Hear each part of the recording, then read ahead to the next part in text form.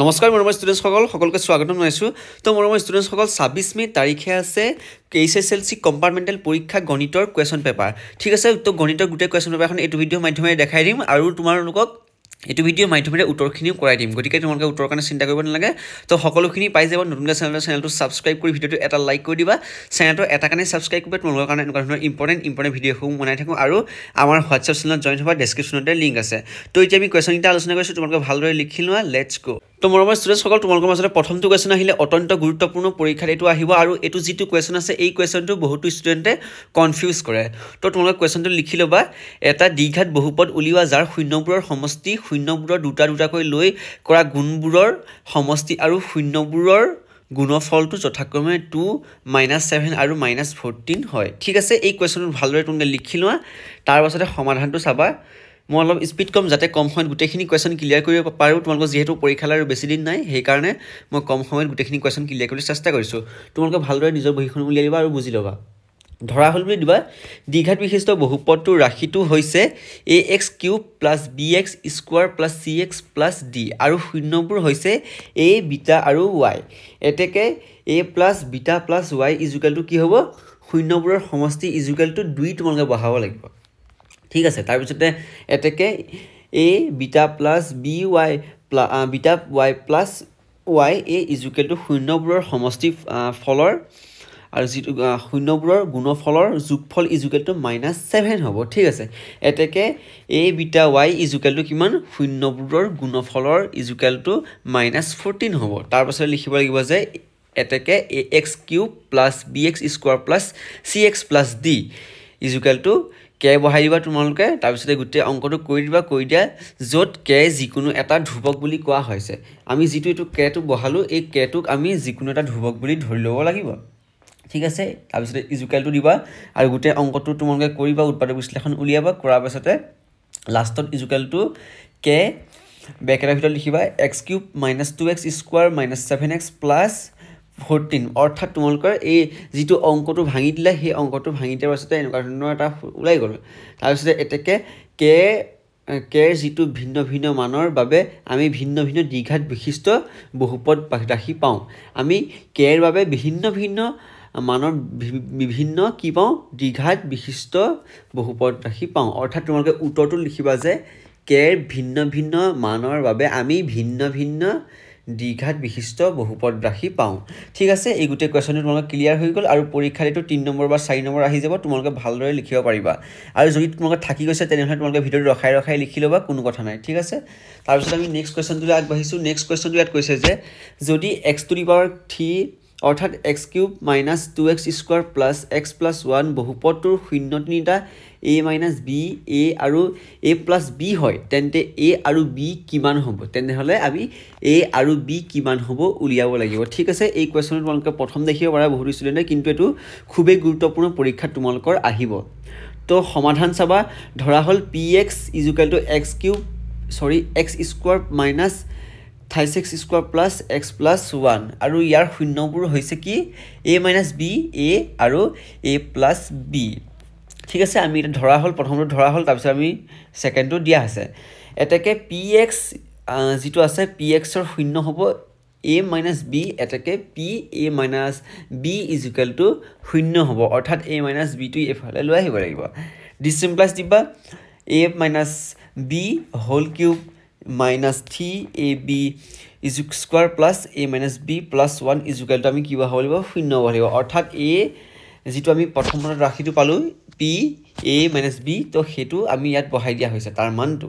ডিসিম্পলাইজ কৰি দি গোটেই অংকটো যেতিয়া কৰিবা কৰি লৈ লাষ্টত a খাই পাবা তাৰপিছতে তোমালোকে এইটো কি দিবা সমীকৰণ নম্বৰ 1 দিব লাগিব তাৰপিছতে আৰু এতেকে px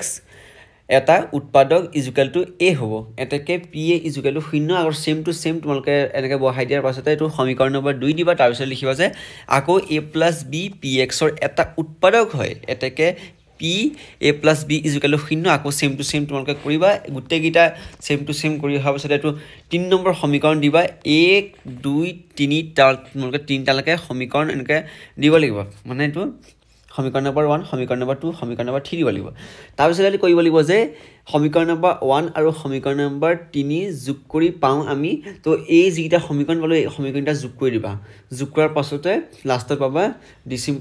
a = 1 পাই যাবা আৰু এটো সমীকৰণ নম্বৰ 4 দি দিবা এটো অংক অলপ দীঘল হয় 5 নম্বৰীয়া অংক তো তোমালোকে এটো কোৱেশ্চনটো ভালদৰে লিখি লোৱা যাতে পৰীক্ষাত অহাৰ লগে লগে তোমালোকে ধুনীয়াকৈ 5 নম্বৰটা পাই যোৱা আকৌ 3 আৰু 4 পৰা পাওঁ আমি 3 আৰু 4 নম্বৰ যিটো সমীকৰণ সেই সমীকৰণটা পাওঁ তো সেই সমীকৰণটা তোমালোকে বহাই দিবা বহাই দিয়াৰ পাছতে তোমালোকে d + b² = 2 d + b² b ± √2 এটাকে a = 1 b = ইমান তোমালোকে পাই যাবা ঠিক আছে তাৰ পাছতে নেক্সট কোৱেশ্চনটো আহিলে ত্ৰিভুজৰ পৰা আৰু এটো কোৱেশ্চন খুবেই গুৰুত্বপূৰ্ণ পৰীক্ষাত তোমালোকৰ আহিব চিত্ৰত তোমালোকে দি দিব এটো কোৱেশ্চনৰ চিত্ৰটো লিখি দিব তো চিত্ৰত DE parallel ACU DF parallel AE আপুনি যে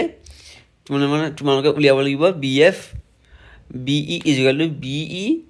/ EC উলিয়াব লাগিব মানে তোমালোকে এই সমীকৰণটোত এই কোৱেশ্চনটো যেটো দিছে এই কোৱেশ্চনটো তোমালোকে ত্ৰিভুজটো চাই ল'ব লাগিব BF টো তোমালোকে প্ৰথমতে চাই লোৱা BF যেটো আছে BF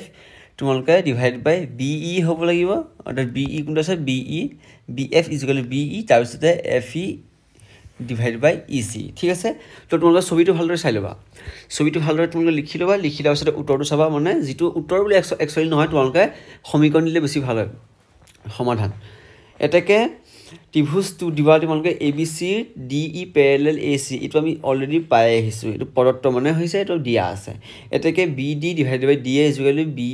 / EC সমীকৰণ নম্বৰ 1 দিব লাগিব তাৰপিছত আকৌ ত্ৰিভুজ ABE ৰ পাম আমি যেটো ত্ৰিভুজ A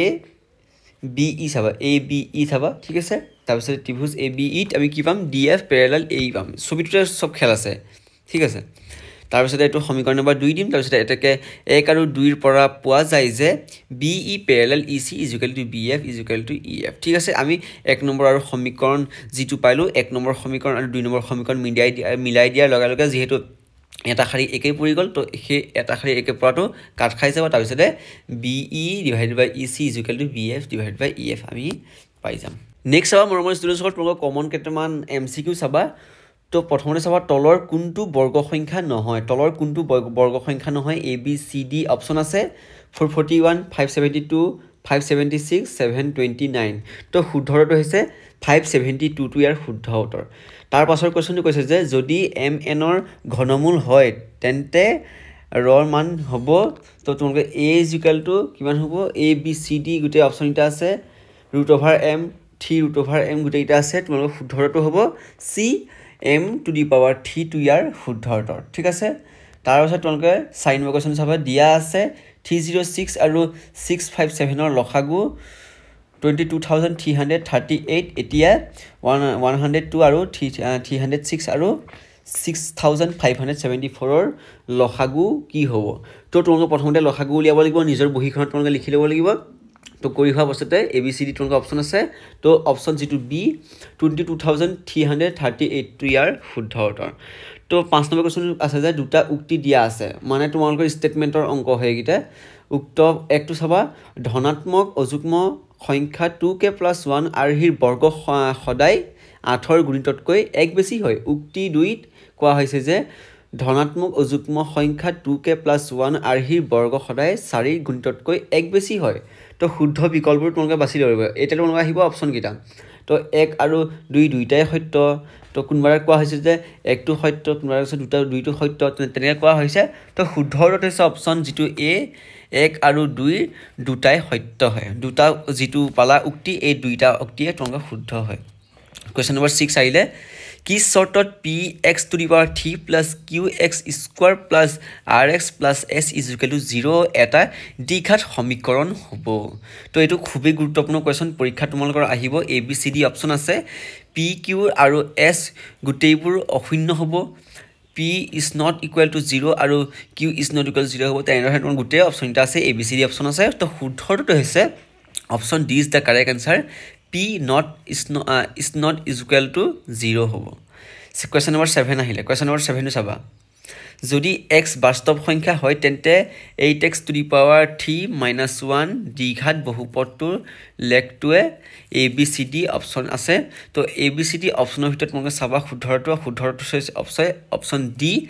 x অক্ষক তিনিটা বেলেগ বেলেগ বিন্দুত ছেদ কৰে ঠিক আছে মৰমৰ ষ্টুডেণ্টসকল আজি তোমালোকৰ MCQ দুটামান লৈ আহিলোঁ কমন যিটা পৰীক্ষাত অহা খুবেই গুৰুত্বপূৰ্ণ আৰু তোমালোকৰ মেথছৰ অংক লৈ আহিলোঁ সমাধান গতিকে তোমালোকৰ ভিডিঅ'টো যদি ভাল লাগে নিশ্চয়কৈ ভিডিঅ'টো লাইক এটা কৰি চেনেলটো ছাবস্ক্ৰাইব কৰি দিবা চেনেলটো ছাবস্ক্ৰাইব এটা কাৰণে কৰিব তোমালোকৰ ধৰণৰ ইম্পৰ্টেণ্ট বনাই থকা ভিডিঅ'সমূহ তোমালোকৰ কাৰণে আৰু তোমালোকে যিমান পৰা আমাৰ হোৱাটছআপ চেনেলত জইন হ'বা তো আজিৰ ভিডিঅ'টো মানে তোমালোকে এইখিনি কুৱেশ্যন ভালদৰে লিখি লওঁ আৰু ভালদৰে পৰীক্ষাত পঢ়ি যাবা ধন্যবাদ